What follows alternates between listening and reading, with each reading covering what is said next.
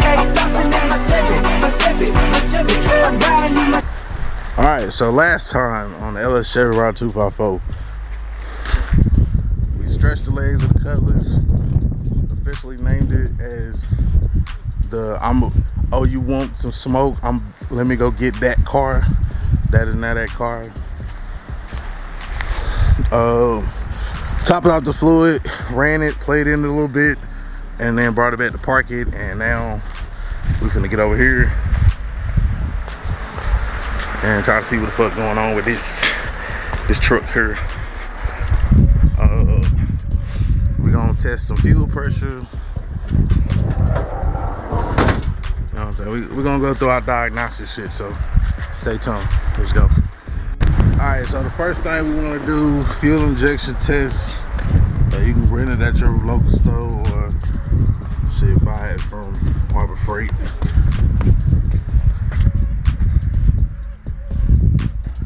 Back to the basics. Be like, damn, Ellis, I feel like we done this before. Yes, but things change. Things change, situations change, all that change. So what we gonna look at is fuel pressure and see what we got.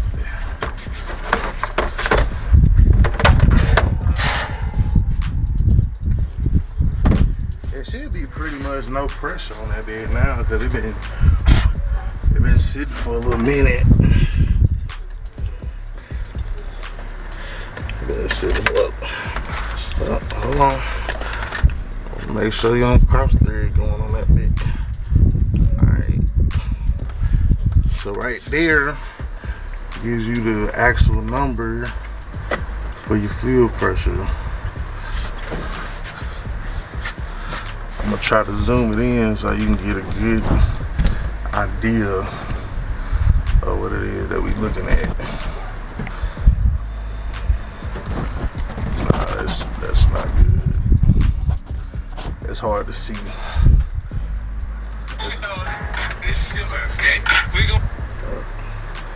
I was making some content on TikTok. You know what I'm saying? Alright, so let me grab the keys to the truck.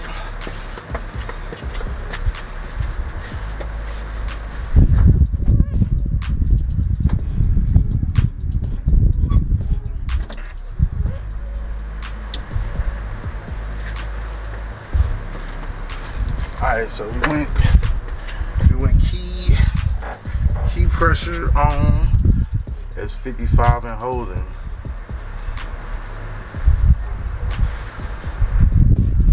So 55, a little bit of runoff. But yeah, 55.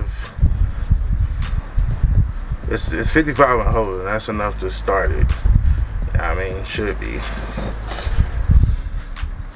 So let me key it, prime it again.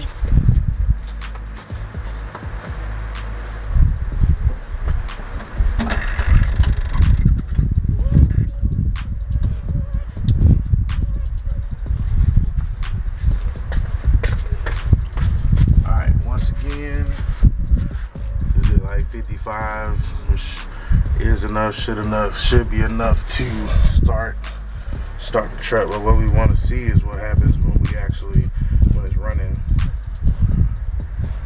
So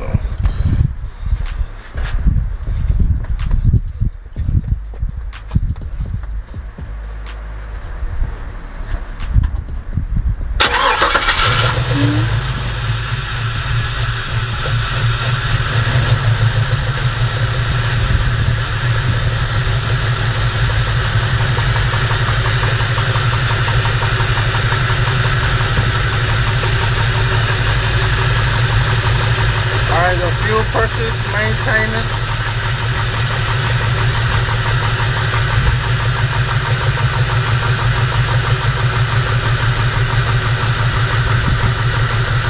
Yeah, 55. Let's see what happens if we rev it up a little bit.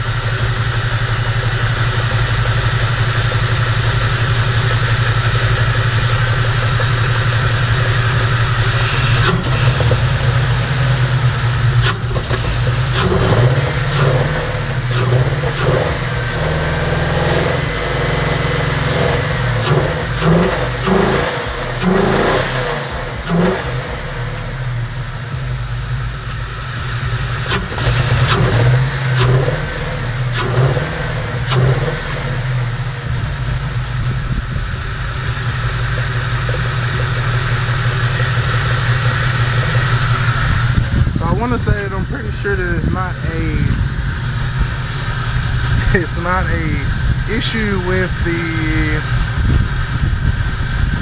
fuel. The pressure's there.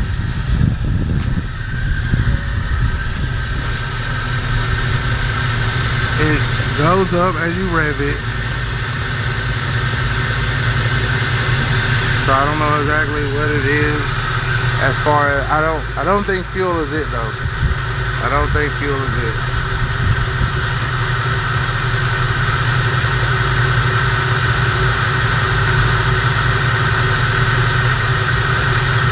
If you feel that, well, I guess you can't feel it.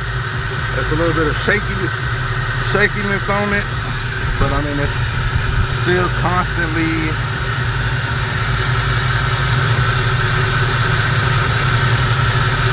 Hold on, I heard something ticking.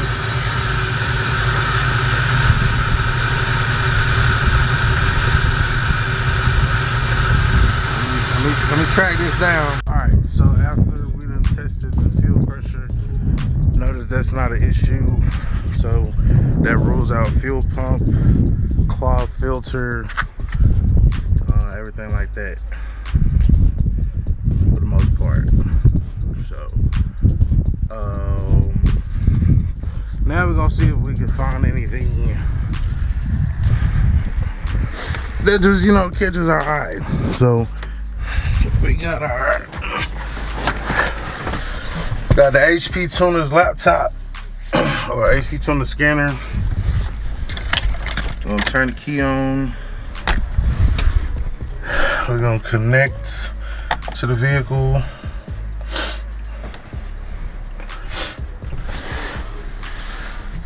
It's gonna connect, gather all the information they need. First of all, we're gonna check. Let's see, clear DTCs, read DTCs. No DTCs connected or detected. And we're gonna crank it up. And then we're gonna start scanning.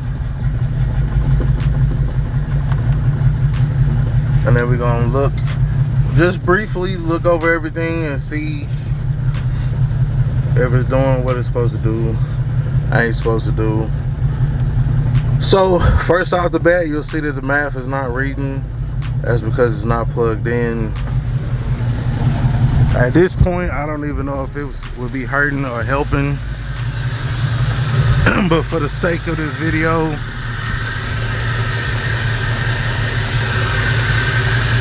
we're gonna plug it in so we have our intake air temperature and all that good stuff. So boom, got that plugged in.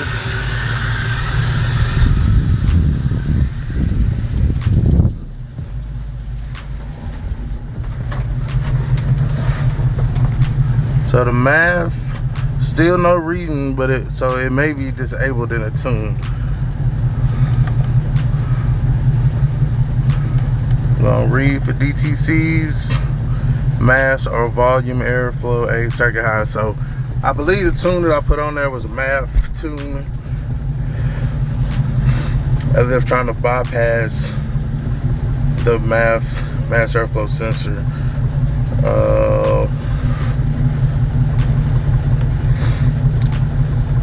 So the map sensor,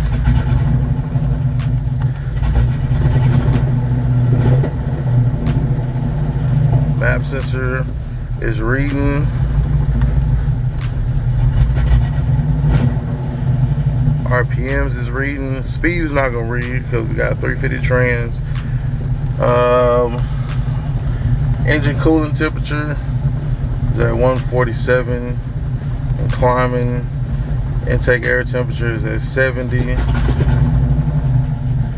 That's probably from a bass tune, honestly though. Down here, no knock retard, but the advance of the timing. Then you got your throttle. It's kind of delayed.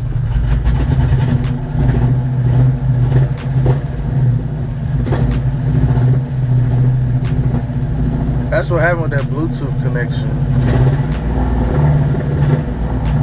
So yeah, throttle position is reacting.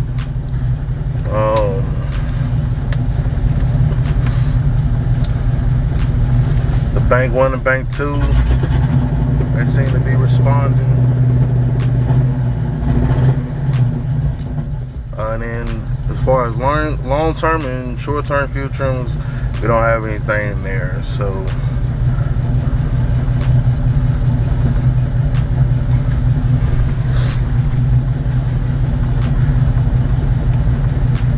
I think what I want to do is go back and just put a,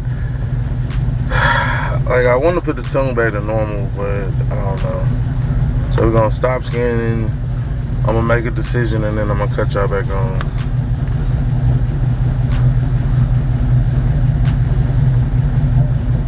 Alright, so we put an older tune back on there. It don't seem to be stumbling like it was before, so, but the thing is the scanner is like reading kind of stupid. So I'm gonna stop the scan, I'm gonna restart the computer, then we're gonna start fresh, and then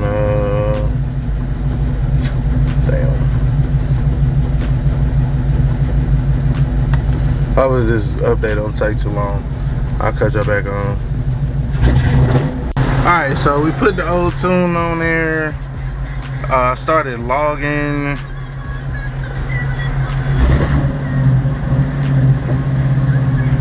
I think it's a little rich, probably like a little rich or whatever. I had to start and then like stop. I had to start and stop logging because I don't know, like it just stopped right there for what reason, I don't know. So I need to save that as, what's the day? 21 AUG C10 log. I mean, it got me up the street and back again. Does it have all the power? Hell no. But everything is, that's what I said. I don't know. Like, I had the cord hooked up. The cord seemed to be janky, shitty. I might just have to order another one from HP Tuners or something. Maybe it's something special about they fucking cord. But from what we can tell from the data that we have right now,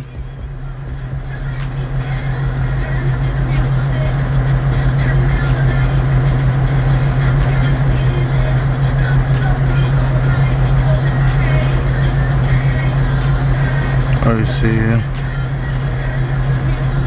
So I don't know what the settings was. So I'm gonna have to go back and set everything for my fans. Right now, because it's really just one. Right now, it's really one fan on. Well, it's only, let me see. Exhaust, spark, system, fans.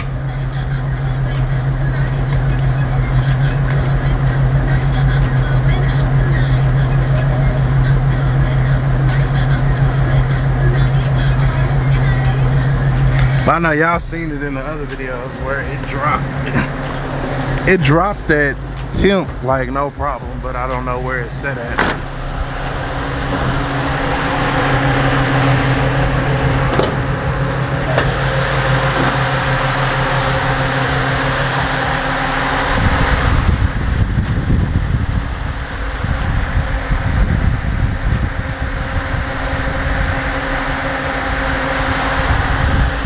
So I have to dive back in there and play with them a little bit.